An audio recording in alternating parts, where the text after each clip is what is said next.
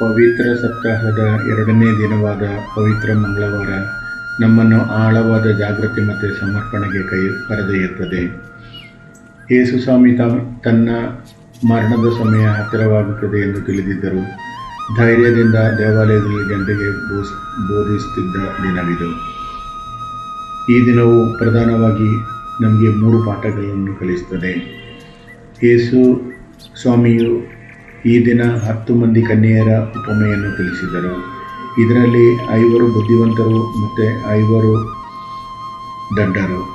5 ಬುದ್ಧಿವಂತರು ತಮ್ಮ ದೀಪದ ಜೊತೆಗೆ ಎಣ್ಣೆಯನ್ನು ತೆಗೆದುಕೊಂಡಿದ್ದರು. ಉಳಿದ 5 ದೀಪ ಮಾತ್ರ ಹಿಡಿದಿದ್ದರು.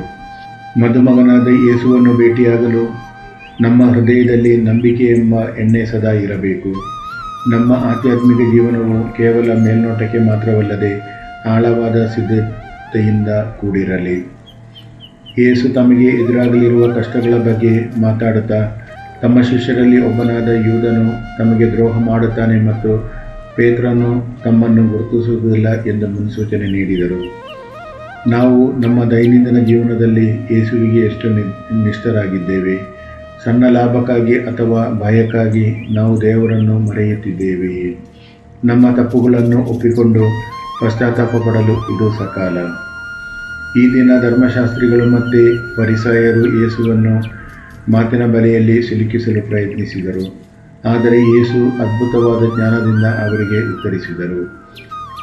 ಲೌಕಿಕ ಬುದ್ಧಿವಂತಿಕೆಗಿಂತ ದೈವಿಕ ಜ್ಞಾನವೇ ಶ್ರೇಷ್ಠ. ನಮ್ಮ ಜೀವನದ ಸಮಸ್ಯೆಗಳಿಗೆ ದೇವರ ವಾಕ್ಯದಲ್ಲಿ ಪರಿಹಾರ ಹುಡುಕುವ ಮನಸ್ಸು ನಮ್ಮದಾಗಲಿ. ಪರಮ ದಯಾಳುವಾದ ತಂದೆಯೇ, ಈ ಪವಿತ್ರ ಮಂಗಳವಾರದಂದು ನಾವು ನಿಮ್ಮ ಪಾದಕ್ಕೆ ಬರುತ್ತಿದ್ದೇವೆ. ನಮ್ಮ ಆಧ್ಯಾತ್ಮಿಕ ದೀಪಗಳು ಸದಾ ಉರಿಯುತ್ತಿರಲು ನಿಮ್ಮ ಕೃಪೆಯೆಂಬ ಎಣ್ಣೆಯನ್ನು ನಮಗೆ ನೀಡಿರಿ. ಕಷ್ಟದ ಸಮಯದಲ್ಲಿ ನಿಮ್ಮನ್ನು ಬಿಟ್ಟು ಹೋಗದಂತೆ ನಮಗೆ ದೃಢವಾದ ನಂಬಿಕೆಯನ್ನು ದಯಪಾಲಿಸಿ. ನಮ್ಮ ರಕ್ಷಕನಾದ ಯೇಸು ಕ್ರಿಸ್ತರ ಮೂಲಕ ಪ್ರಾರ್ಥಿಸುತ್ತೇವೆ. ಆಮೆನ್.